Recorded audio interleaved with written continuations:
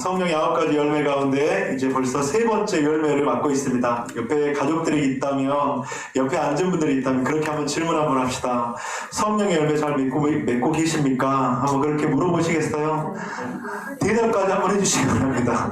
잘 맺고 계세요? 여러분들 어떠세요? 우리가 성령의 9가지 열매, 우리가 배운 대로 맺는다면 얼마나 그것이 축복된 것이겠습니까? 하지만 배운 대로 다 100% 맺을 수는 없지만 그 열매의 시작들이 우리 공동체 가운데 귀하게 있기를 축복합니다. 아멘. 지난 2주 동안 베트남 하노이 신학교 강의를 줌으로 잘 마쳤습니다. 코로나19 상황 속에서 현장에 가지 못해서 약간의 아쉬움이 있었지만, 이런 상황 속에서도 현지 신학생들 너무나도 열정적이고 열의가 있고 또 직장을 가진 그런 신학생들인데, 이분들에게 그렇게 제자훈련 그리고 상담과 치유라는 주제를 가지고 함께 나눌 수 있는 것이 너무나도 감사했습니다. 강의를 하는 과정에서 저희에게 더 큰 은혜와 좀 도전이 되었는데, 그 중에 하나는 이들이 세상을 바라보는 시각이 한층 더 넓어졌다는 거예요. 그 2번의 강의 동안. 그래서 어떤 부분에서 그랬냐면, 제가 왜 제자 훈련을 해야 되는가, 왜 우리가 회복되어야 하는가, 이 질문들을 했는데 이들의 대답은 이런 것이었습니다. 교회 안에서 제자들을 많이 배출을 하고 양성을 해서 교회 안에 일꾼들을 많이 만들어야 된다. 이제 틀린 말은 아니에요. 제자 훈련을 많이 받아서 일꾼들을 많이 만들어내야 된다. 훌륭한 대답이기도 합니다. 하지만 여러분들, 제자의 삶을 살아가야 하고 제자 훈련을 받아야 하는 이유, 그것은 내가 제자 되어서 세상을 변화시키기 위해서, 세상 속에서 영향력 있는 그리스도인이 되게 되어서, 매력적인 그리스도인이 되어서 세상 속에서 구별된 삶을 살기 위해서 제자가 되어야 된다고 하는 것이죠. 이 말에 그 신학생들이 충격을 받았대요. 지금까지 자기들은 교회에서 사람들을 변화시키고 교회에서 제자들을 많이 양성해서 일꾼들을 많이 키우는 것이 목적이었는데, 세상을 변화시키는 것, 그것이 자기들 가운데는 놀라운 패러다임의 전환이었다고 이렇게 이야기를 하더라고요. 그러면서 제가 한 예로 박항서 감독의 이야기를 제가 전했어요. 여러분들, 박항서 감독이 지금 어디에서 축구팀 감독을 맡고 있죠? 베트남에서 여러분 신적인 존재예요. 박항서 감독이 2년 전에 갔을 때 그들이, 제가 이제 식당에 가서 밥을 먹는데 한국인이냐고 묻더라고요. 근데 공짜로 주더라고요. 이제 그 정도로 영향력이 있거든요. 근데 여러분들, 박항서 감독이 안수 집사님이 아세요? 여러분들, 안수 집사님인데 굉장히 신실한 크리스찬입니다. 베트남을 갈 때도 아내와 함께, 권사님과 함께, 최상희 권사님과 그런 것 같은데 기도하면서 베트남 가는 것을 그렇게 결정을 했고, 그 가정이 예수님의 제자된 삶에 대한 그런 놀라운 비전과 그런 소망이 있다고 하더라고요. 이제 이 이야기를 하면서 이제 그들에게 이야기를 하니까 그들이 너무나 놀라더라고요. 그리스도인인지 몰랐다고 그러더라고요. 박항서 감독이. 그러면서 그 한 사람의 영향력, 그들이 베트남에서 복음을 그렇게 대놓고 전하지는 못하지만 그런 모습을 보면서 세상을 변화시키는, 세상 속에서 영향력 있는 그리스도인이 된다는 것, 그것이 바로 제자의 시작이구나. 그러면서 너무나도 큰 도전이 되었다고 합니다. 여러분들, 제자는 무엇입니까? 제자는 바로 세상을 변화시키고 세상을 화평케 하는 자, 그것이 바로 제자의 삶이라고 하는 것이죠. 세상에서 화평의 열매를 맺기 위해서 세상을 화목하게 하는 것, 그것이 바로 제자의 삶이라고 하는 것입니다. 그래서 성령의 9가지 열매 중에서 화평의 열매를 함께 나누고 싶은데, 여러분들, 모든 그리스도인들에게는 주신 놀라운 하나님의 사명, 즉 직분이 있는데, 그것이 무엇이냐면 목사나 장로나 집사나 권사나 성도나 모든 사람들에게 주신 한 가지 사명이 있는데, 그것은 바로 화목하게 하는 것, 화평하게 하는 것이라고 하는 것입니다. 고린도후서 5장 18절입니다. 우리 함께 한 목소리로 읽어보도록 하겠습니다. 시작!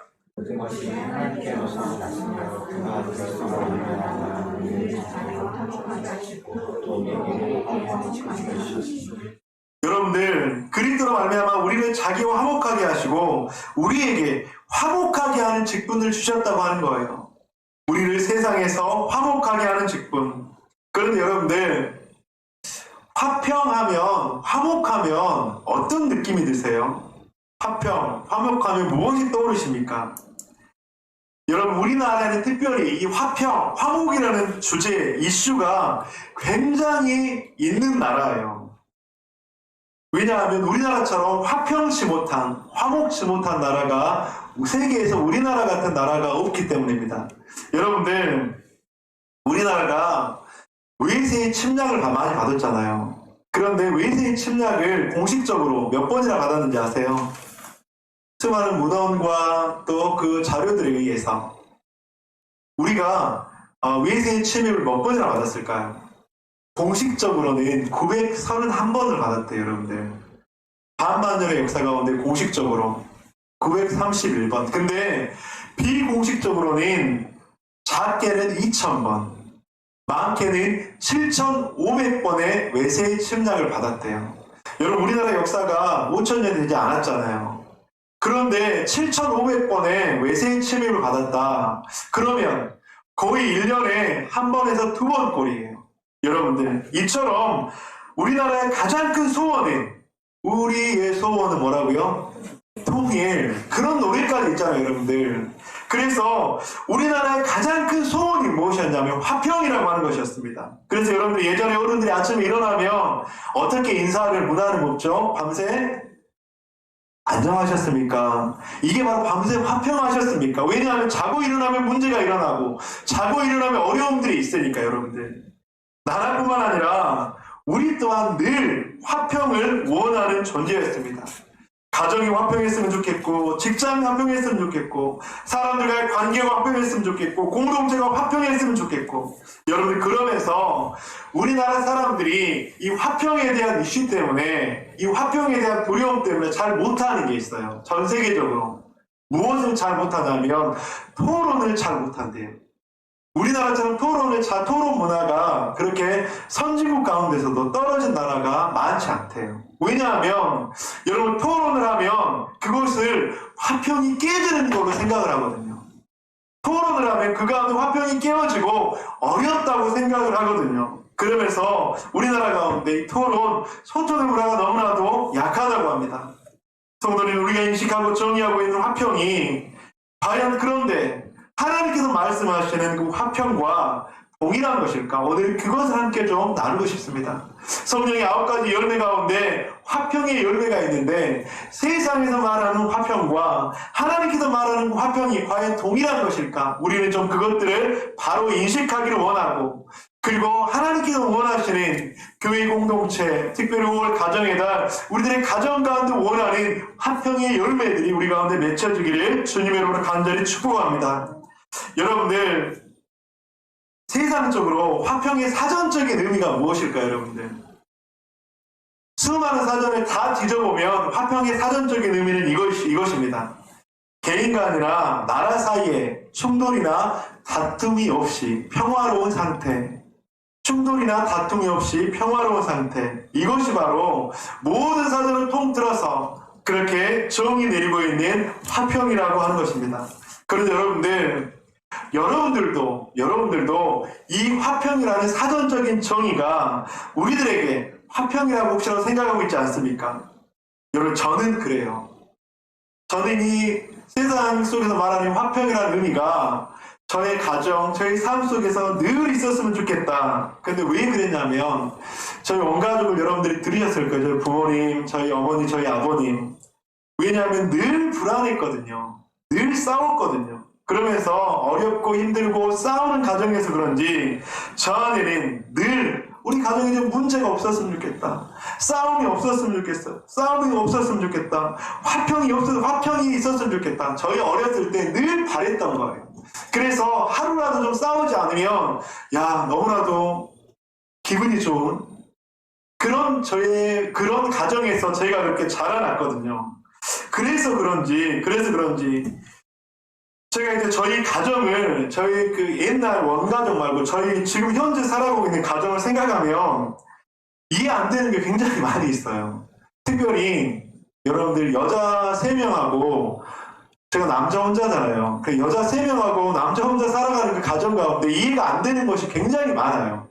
어떤 것이 안 되냐면, 여러분, 모든 여자가 다 그렇지 않습니다. 여성 비하적인 발언도 아닙니다. 저희 아내하고 저희 이제 딸들하고 이제 막 이제 서로 간에 때로는 감정적으로 막 그렇게 부딪힐 때가 있잖아요. 그러면 저는 어떤 생각이 드냐면, 화평이 또 깨지려고 하나? 그러면서 제 안에 좀 두려운 생각이 들거든요. 그러면서 이제 어떻게 하면 서로 좀 화해를 시켜야 되나? 어떻게 하면 그 갈등이 일어나려고 하는 것들을 좀 막아야 되나? 그런 제 안에 생각들이 굉장히 많아요. 근데 이제 막 서로 감정적으로 안 좋다고 언제 그랬냐는데 서로 또 희락락거리고 막 깔깔대요. 저는 이제 그게 이해가 잘 안 돼요. 제가 상담 현장에서는 그 다음에 가르칠 때는 그게 당연한 거라고 가르치거든요. 근데 저의 정서의 모습 가운데는 저희 가정에서는 그게 이해가 너무나도 안 돼요. 어제 토요일날 저희가 이제 시장을 보거나 마트를 가는 게 1년에 딱 한두 번이에요. 근데 어제는 그냥 집에 가서 그냥 좀 쉬고 싶다. 그래서 제가 최근 올해 처음인 것 같아요. 7시에 퇴근을 해서 아내와 같이 이제 좀 시장 보러 가자고 그랬어요. 이마트 트레이더스를 그렇게 갔습니다. 그래서 이제 갔는데 이제 저희 큰딸을 중간에 픽업을 해서 갔는데 이제 큰딸하고 저희 집사람하고 중간에 이제 자기 또 미묘한 감정으로 말미암아서 둘이 막 갈등이 일어나려고 하더라고요. 감정에 좀 다름들이 일어나려고 하더라고요. 순간 제 안에 또 나는 너무나 화평해지고 싶어서 진짜로 빨리 일을 마치고 집에 가서 좀 쉼을 좀 누리고 싶어서 이제 좀 맛있는 거 시장도 보고 이렇게 해서 하려고 하는데 이제 딱 시작하는 그 시간 아내하고 큰딸하고 이제 작은 갈등들이 일어나려고 하는 거예요. 순간 제 안에 화평이 또 깨지려고 하는구나. 그러면서 제가 먼저 더 그 화평을 깨뜨리고 있더라고요. 그러면서 화를 내면서 왜 그러냐고 그러면서 그런 시간들이 이렇게 있었습니다. 여러분들 무엇을 말씀드리려고 하냐면 제가 이제 저희 그 불안정한 삶 속에서 화평에 대한 개념이 그렇게 자리를 잡았더라고요. 그러면서 그냥 아무렇지도 않게 일어날 수 있는 그런 일들 속에서 제 안에 저도 모르게 긴장이 되고 저도 모르게 그런 마음 가운데 두려움이 생기고 저도 모르게 제 안에 불안이 생기면서 그런 것들에 대해서 못 받아들이더라고요. 사랑하는 성도님들, 가정이 아무 문제가 없었으면 좋겠다. 여러분들 그런데 문제 없는 가정이 있을까 없을까요? 문제 없는 가정은 없습니다, 여러분. 크고 작은 갈등이 없는 가정이 있을까 없을까요? 크고 작은 갈등이 없는 가정은 없습니다. 여러분들 문제가 있으면 크고 작은 갈등이 있으면 그 가정은 화평한 가정이 아닐까요? 아니에요. 그럼에도 불구하고 화평한 가정이 될 수 있어요. 그럼에도 불구하고 화평한 가정이에요. 그런데 제가 그 화평에 대해서 잘못 생각을 했더라고요. 화평에도 싸움이 일어납니다. 화평에도 문제가 있습니다. 화평에도 불편할 수가 있다고 하는 거예요. 사랑하는 성도님들, 내가 생각하는 화평의 정의는 무엇입니까? 또한 성경에서 말하는 화평의 정의는 무엇이며 화평의 주체는 누구일까요? 화평을 물리적으로 충돌하거나 다툼이 없는 것, 즉 외부적으로 문제가 없다고 하는 것을 말하지 않습니다. 충돌이 있고 다툼이 있다 할지라도 화평은 있습니다. 여러분들 이 말에 대해서 어떻게 생각하십니까? 그런데 저는 저 스스로 화평에 대해서 너무나도 잘못 생각하고 있었더라고요.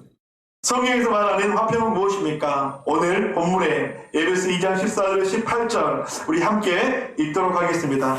오늘 본문의 2장 14절 18절입니다. 제가 먼저 읽겠습니다. 교독합니다. 그는 우리의 화평이신지라 둘로 하나를 만드사 원수된 것 곧 중간을 맡긴 담을 자기 육체로 허시고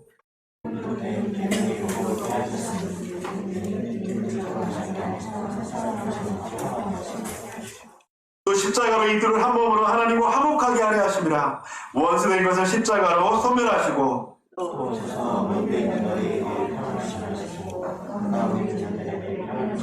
함께 읽겠습니다. 이는 그로 말미암아 우리들이 한 성령 안에서 아버지께 나아가면 얻게 하려 하심이라. 아멘. 여러분, 화평은 무엇이냐면 하나님의 아들 예수 그리스도께서 우리의 화평이 되신다고 하는 겁니다. 하나님의 아들 예수 그리스도께서 우리가 화평이 되시고, 둘째는 그 십자가 화평으로 우리들의 원수된 것과 화목하게 화평하게 하셨다는 거예요. 하나님의 아들 예수 그리스도로 화평 그 자체이시고, 화평이신 예수 그리스도 때문에 죄와 사망으로 죽을 수밖에 없었던 우리가 바로 하나님과 화목하게 되어서 영원한 생명을 얻은 것, 그것이 바로 화평이라고 하는 거예요. 그리고 세 번째, 화평의 예수님을 통해서 우리가 화평케 하는 자로 세상 가운데서 살아가게 하는 것. 그런데 우리는 지금까지 첫 번째, 두 번째는 잊어버리고 이 세 번째만 늘 초점을 맞췄다고 하는 거예요. 이 세 번째만 초점을 맞추니까 우리가 화평에 대한 정의, 화평에 대한 본질이 사라지게 되더라 하는 것입니다. 여러분, 그러니까 우리는 지금까지 세상에서 말하는 화평, 물론 싸우지 않는 것, 화평의 기능 가운데 하나입니다. 중요하긴 합니다. 하지만 성경에서 말하는 화평인 그것보다 훨씬 더 깊은 의미가 있다고 하는 거예요. 하나님과의 화평, 그리고 십자가의 화평. 그래서 우리에게 화평을 힘써 지키라고 했는데, 우리는 힘써 지키는 그것만을 가지고 화평이라고 이야기를 할 때가 많다고 하는 것입니다. 세상에서 말하는 화평인 여러분들 사람의 힘으로 가능해요. 왜냐하면 나의 노력으로도 가능해요. 왜냐하면 내가 참으면 되니까. 내가 전쟁을 일으키지 않으면 되니까. 내가 인내하고 다툼을 만들지 않으면 되니까. 여러분들, 이 세 번째는 그렇게 할 수 있지 않겠습니까? 세상 속에서 싸우지 않고, 세상 속에서 문제가 일어나지 않고, 내가 참으면 돼요. 내가 인내하면 돼요. 내가 전쟁하지 않으면 돼요. 그런데 여러분들, 이렇게 내가 참고 인내하고 또 참고 또 인내하고 또 하다가 어떻게 된다고요? 큰 전쟁이 일어나게 되잖아요. 우리는 너무나도 그것들을 많이 경험하잖아요. 그런데 하나님께서 말씀하시는, 성경에서 말씀하시는 화평은 어떤 것일까? 성경에서 말씀하시는 화평은 여러분들, 내가 아무리 노력한다고 해도, 내가 아무리 노력한다고 해도 그 화평은 내 힘으로 만들어지는 것이 아닙니다. 사랑하는 성도님들, 성경에서 말하는 화평은요, 내 힘으로 만들어지지 않아요. 왜냐하면 이미 그 화평은 누가 만드셨다고요? 하나님께서 만드셨다고요. 이미 그 화평은 누가 만드셨다고요? 예수 그리스도께서 십자가로 만드셨다고요. 에베소 4장 3절, 평안을 매는 줄로 성령이 하나 되게 하신 것을 힘써 지키라. 그렇다면 우리가 할 수 있는 것은 무엇이 있을까? 이미 하나님께서 화평을 만드셨고 예수님께서 화평케 하신 자로 화평을 만드셨는데, 그렇다면 우리가 할 수 있는 일은 무엇입니까? 그것은 화평을 힘써 지키는 거예요. 이미 화평은 만들어졌다고 하는 것입니다. 이미 하나님으로부터, 예수 그리스도로부터 화평은 만들어졌다고 하는 거예요. 우리가 할 수 있는 것은 화평의 열매를 맺기 위해서 힘써 지키는 것. 그것이 하나님께서 우리들에게 원하시는 거라고 하는 거예요. 화평의 열매는 내 힘으로 열매 맺는 것이 불가능합니다. 성도는 예수의 십자가로 만들어진, 맺혀진 그 화평의 열매를 지키는데 힘써야 한다고 하는 것이죠. 여러분들, 그런데 우리가 그 화평을 만들려고 하니까 얼마나 힘이 들어요. 여러분들 가정에서 흔히들 그렇죠. 불화를 만들지 않기 위해서 누가 참는다고요? 내가 참는다고 하잖아요. 그렇게 참으면 여러분들 마음이 그냥 평안해져요. 아니면 속이 막 무엇이가 계속 쌓이는 것 같지 않으세요? 그렇지 않나요, 여러분들?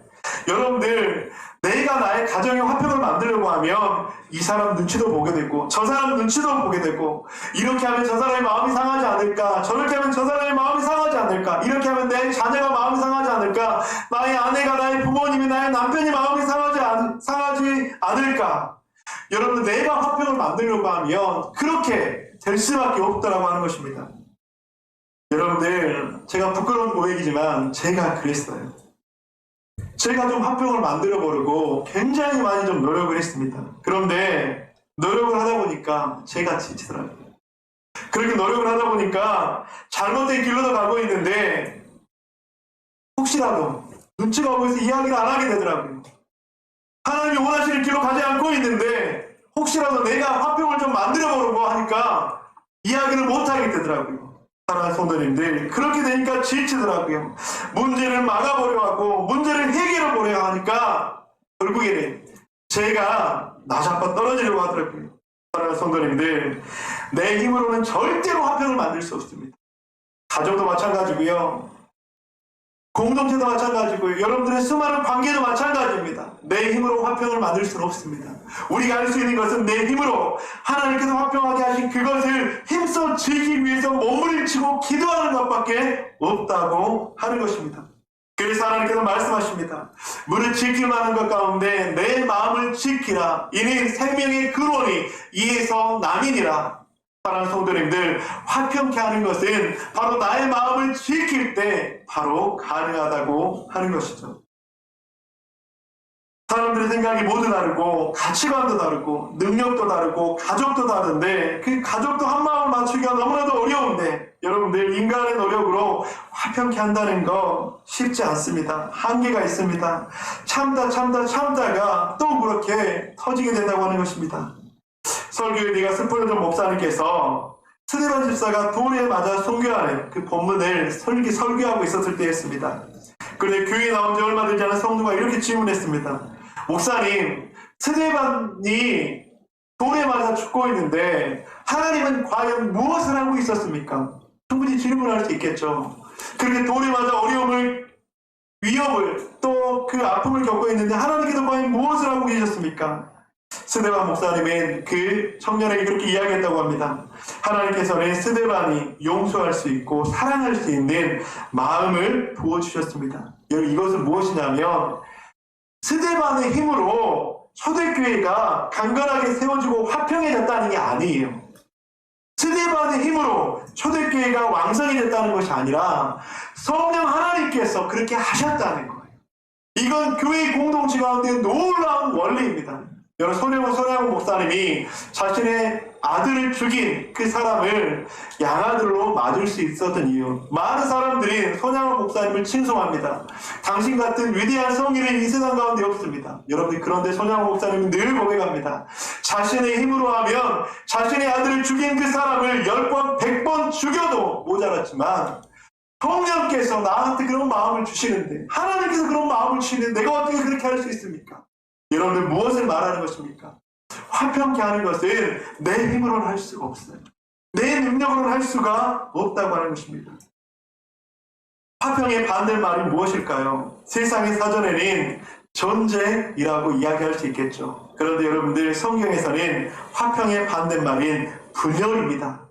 화평케 하는 것이 성령의 열매이고 성령의 역사라면 분열케 하는 것은 마귀의 역사이고 마귀의 열매인 것을 우리는 명심을 해야 합니다. 여러분, 분열하면서 옳은 일을 한다고 생각할 수 있고 교회를 위한다고 생각할 수 있고 가정을 위한다고 생각할 수 있고 그 사람을 위한다고 생각할 수 있습니다. 하지만 이것은 미혹하는 일이라고 하는 것입니다. 그렇다면 여러분들, 이렇게 화평케 되는 것은 내 힘이 아니라 이미 하나님께서 예수 그리스도께서 이루신 일이고 우리한테는 화평케 하는 열매를 맺기 위해서 힘써 지키라고 했는데, 그렇다면 우리가 어떻게 화평케 되기 위해서 열매를 맺기 위해서 힘써 지킬 수 있을까요? 오늘 본문을 중심으로 세 가지를 함께 좀 나누려고 합니다. 첫 번째는 하나님과의 화목함을 힘써 지켜야 합니다. 계시록 2장 4절에서 5절 여러분들이 한번 읽어주시기 바랍니다. 시작.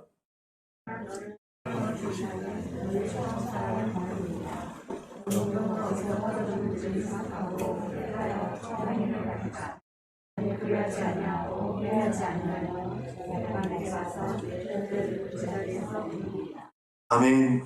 여러분, 오늘 말씀을 여러분들 잘 들으시고 여러분들 삶 가운데서 성령의 열매가 좀 화평의 열매가 맺혀지기를 원하는데, 화평의 열매를 맺기 위해서 내가 힘써 지켜야 될 것이 무엇인가? 바로 하나님과의 화목함을 힘써 지켜야 된다고 하는 거예요. 여러분, 세상에서 말하는 화평의 열매를 맺기 위해서는 하나님을 찾아야 됩니까? 사람들을 찾아가야 됩니까? 사람들을 찾아가야 돼서 관계를 잘해야 된다고 생각하잖아요. 싸우지 않아야 된다고 생각하잖아요. 그 사람에 내가 무엇을 먼저 줘야 된다고 생각하잖아요. 그것이 세상에서 말하는 화평의 열매 맺는 방법이에요. 그런데 여러분들, 성경에서는 그렇게 말씀하지 않습니다. 성경에서는 무엇이라고 이야기합니까? 하나님과 화목하면 내가 화평의 열매가 맺혀진다고 이야기해요. 에베소 교회의 성도들은 화평의 열매를 맺는 사람이었어요. 그런데 그 에베소 교회의 성도가 무슨 사랑을 버렸다고요? 처음 사랑을 버리고 처음 사랑을 잊어버렸다고 하는 것입니다. 사랑하는 성도님들, 하나님과의 그 처음 사랑을 회복할 때 우리는 화평의 열매를 맺게 될 줄을 믿습니다. 하나님과의 화목함이 우리에게 놀라운 열매를 맺게 할 줄 믿습니다. 여러분들, 이것이 바로 성령의 9가지 열매 가운데 화평의 열매를 맺을 수 있는 놀라운 비결이라고 하는 것입니다. 사랑하는 성도님들, 우리는 하나님과의 화목이 화평의 열매를 맺게 될 줄 믿습니다. 여러분, 사람은 다들 연약해요. 사람들은 저를 포함해서 다 죄인이에요. 그래서 좋을 때는 함께 열매를 맺는 것 같은데 좋지 않을 때는 언제 그랬냐는 듯이, 그것이 바로 사람이에요. 사랑하는 성도님들, 우리가 화평의 열매를 맺는다는 것은 하나님과의 친밀한 관계가 있었을 때 가능한 것입니다. 여러분들, 이걸 한번 질문해 볼게요. 내가 성령 충만하면 가정에서 자녀에게, 남편에게, 아내에게 용납이 되던가요? 되지 않던가요? 되지 않습니까? 저는 되더라고요. 제가 충만하면 되더라고요, 여러분들. 하나님과의 관계가 화목하면 자녀는 조금 이해하는 폭도 넓어지고, 하나님과의 관계가 충만하면 관계 속에서도 더 넓어지고, 이것이 바로 하나님과의 화목함을 지키라는 이유입니다. 두 번째는 무엇입니까? 바로 하나님에 대한 믿음을 힘써 지켜야 합니다. 그것은 어떤 믿음이냐면 바로 하나님께서 우리들에게 복 주실 것이다. 하나님께서 우리들과 함께 하실 것이다. 하나님께서 화평케 하는 자에게 놀라운 은혜를 주실 것이다. 마태복음 5장 9절입니다. 화평케 하는 자는 복이 있나니 그들이 하나님의 아들이라 일컬음을 받을 것이요, 화평케 하는 자에게는 하나님께서 놀랍게 복 주실 것을 믿습니다. 화평케 하는 자에게 하나님께서는 하나님의 아들이라 일컬음을 받게 하시고, 하나님의 아들이 받을 수 있는 축복과 하나님의 아들이 받을 수 있는 놀라운 은혜를 마음껏 주실 줄 믿습니다. 세 번째, 화평케 되기 위해서 우리가 힘써 지켜야 될 것, 하나님과의 화목함을 힘써 지켜야 하고, 그리고 하나님에 대한 믿음을 힘써 지켜야 하고, 세 번째, 여러분들이 한번 읽어주시기 바랍니다. 시작. 예수님을 바라보며 하나됨을 힘써 지켜야 합니다. 요한복음 17장 21절에서 22절. 아버지여, 아버지께서 내 안에, 내가 아버지 안에 있는 것 같이 그들도 다 하나가 되어 우리 안에 있게 하사 세상으로 아버지께서 나를 보내신 것을 믿게 하옵소서. 내게 주신 영광을 내가 그들에게 주었사오니 이는 우리가 하나가 된 것 같이 그들도 하나가 되게 하려 함이니이다. 고린도후서 5장 8절. 모든 것이 하나님께로부터 났으며 그가 그리스도로 말미암아 우리를 자기와 화목하게 하시고 또 우리에게 화목하게 하는 직분을 주셨으니, 우리가 화평케 하는 것을 힘써 지키기 위해서 세 번째로는 바로 하나됨을 지켜야 된다고 말씀합니다. 여러분들, 미운 사람이 있습니까? 없습니까? 용서하기 힘든 사람이 있습니까? 없습니까? 여러분들, 만약에 미운 사람이나 용서하기 힘든 사람이 없다면 그분은 하나님입니다. 하나님밖에 없습니다. 우리 모두에게는 그렇게 연약함이 있다고 하는 것이죠. 그런데 그 연약함을 힘써 지키기 위해서 우리가 할 수 있는 것은 바로 예수 그리스도를 바라보는 것. 여러분, 하나님을 지키기 위해서 제가 여러 가지 방법이 있을 거예요. 기도하는 사람도 있을 것이고, 또 말씀의 은혜 가운데 있는 사람도 있을 것이고, 제가 한 가지를 좀 추천드리고 싶은 것은 금식 기도를 추천드립니다. 여러분들, 금식 기도를 강력하게 추천드립니다. 여러분의 마음 가운데 하나됨을 힘써 지키기 위해서, 여러분들, 내가 하나됨을 힘써 지키고 싶은데, 그래서 화평의 열매를 맺고 싶은데 그렇게 혹시라도 안 되시는 분들이 있다면 금식 기도를 추천드립니다. 여러분, 금식은 흉악한 결박을 풀기도 하고, 금식은 우리들의 마음을 새롭게 하고, 금식은 우리 가운데 놀라운 하나됨을 주시는 축복의 통로인 것이죠. 이처럼 금식기도뿐만 아니라 하나님의 말씀을 듣거나 하나님의 말씀을 읽거나 기도의 자리에 있거나 묵상하거나, 여러분들, 그것이 바로 우리 가운데 하나됨의 마음을 가질 수 있게 하는 놀라운 능력이 된다고 하는 것입니다. 제가 목사님들의 설교를 자주 듣는 건 아닌데 유기성 목사님의 설교를 가끔씩 들어요. 근데 유기성 목사님의 설교에서 보았던 예화를 함께 좀 나누고 싶습니다. 어렵게 전도한 아내를 실족시킨 성도님의 이야기입니다. 이제 아내가 친구들을 너무나도 좋아한대요. 친구들도 좋아하고 이제 만나면 술 먹는 것도 좋아하고 바뀌었죠, 여기는. 이제 아내가 그렇게 너무나도 좋아한대요. 그래서 갈등이 참 많았었다고 합니다. 그래서 아내가 교회를 중단한 지 오래가 되었는데 남편의 기도로 아내가 교회를 나오게 되고 생활이 변화되기 시작되었다고 하는 거예요. 이혼 이야기까지 나왔었는데 아내가 순식간에 변했다는 것이죠. 삶도 변하고 관계도 좀 잘 정리하고. 그런데 하루는 아내가 밤 늦은 시간까지 연락이 없었더라는 거예요. 그러면서 이제 남편이 또 불안하다가 이 사람이 또 친구 만나서 뭐지 술 먹고 이제 뭐 그렇게 하나 보다. 그러면서 이제 순간 화가 치밀었다고 그렇게 이야기를 해요. 그래 늦게 들어오고 그러면서 이제 남편은 화가 끝까지 치밀어 올라서 아내에게 다짜고짜 이렇게 이야기했다고 합니다. 교회에서 간증까지 하는 사람이 이럴 수 있어? 위선자 거짓말장인. 그런데 실은 아내가 술을 한 잔도 하지 않았다고 하는 거예요. 친구도 안 만났대요. 그냥 직장에서 너무나도 급하고 어려운 일이 있어서 급하게 밤 늦게까지 그렇게 일을 마친다고 수습한다고 그렇게 늦게 왔다고 하는 거죠. 그러면서 이제 그 유기서 목사님께서 우리들의 말 한마디가 이렇게 가정의 하나됨을 깨뜨릴 수 있다는 것을 기억해야 된다고 하는 거예요. 그러면서 교회 공동체 그리고 만남의 수많은 관계 속에서 그 관계를 깨뜨릴 수 있다. 사랑하는 성도님들, 우리들의 말 한마디가 그런 큰 영향력이 있다는 것 여러분 우리는 기억해야 합니다. 하나님을 깨뜨릴 수 있다는 걸 기억해야 합니다. 그래서 우리는 그 하나님을 지키기 위해서 우리들의 마음과 생각과 입술을 늘 주님 앞에서 정결케 할 수 있도록 우리 그렇게 해야 된다고 하는 것입니다. 사랑하는 성도님들, 우리가 하나님을 힘써 지키기 위해서 화평케됨을 힘써 지키기 위해서 세 가지를 함께 나누었습니다. 하나님과의 화목, 그리고 믿음, 그리고 하나님을 힘써 지키기 위해서 우리가 노력해야 된다. 그렇다면 성도님들은 어디에서 누구에게 화평의 열매를 맺으시겠습니까? 화평의 열매를 맺기 위해서 무엇을 힘써 지키시겠습니까? 여러분들 말씀을 마무리하면서 어디에서 누구에게 화평의 열매를 맺고 싶습니까? 어떻게 그 화평의 열매를 맺기 위해서 힘써 지키시겠습니까? 하나님과 화목함을 힘써 지킴으로 말미암아서 하나님에 대한 믿음을 힘써 지킴으로 말미암아서 예수님을 바라보며 하나님을 힘써 지킴으로 말미암아서 여러분들이 있는 그곳 가운데서 화평의 열매들이 맺혀지기를 주님의 이름으로 간절히 축복합니다. 여러분들이 있는 그곳 가운데서 성령의 9가지 열매인 이 화평의 열매가 이번 한 주 여러분들의 가정 가운데서 관계 속에서 교회 가운데서 맺혀지기를 주님의 이름으로 간절히 축원드립니다. 이 시간에 성 프란치스코의 이 기도를 한번 읽어드리고 함께 말씀을 마무리하도록 하겠습니다. 성 프란치스코의 기도. 주님, 저를 주님의 평화를 위한 도구로 삼으소서.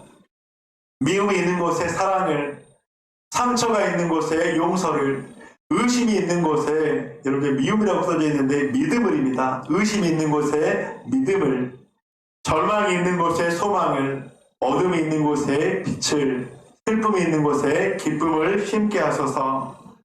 주 하나님, 위로받기보다는 위로하기를, 이해받기보다는 이해하기를, 사랑받기보다는 사랑하기를 힘쓰게 하소서. 이는 우리가 베품으로써 받고 용서함으로써 용서받고 죽음으로써 영원한 생명으로 태어나기 때문입니다. 가정의 달 5월을 시작하면서 첫 주에 이 화평의 열매를 함께 나누었습니다. 우리의 삶 속에서 이런 화평의 열매가 맺혀지기를 주님의 이름으로 간절히 축원드립니다.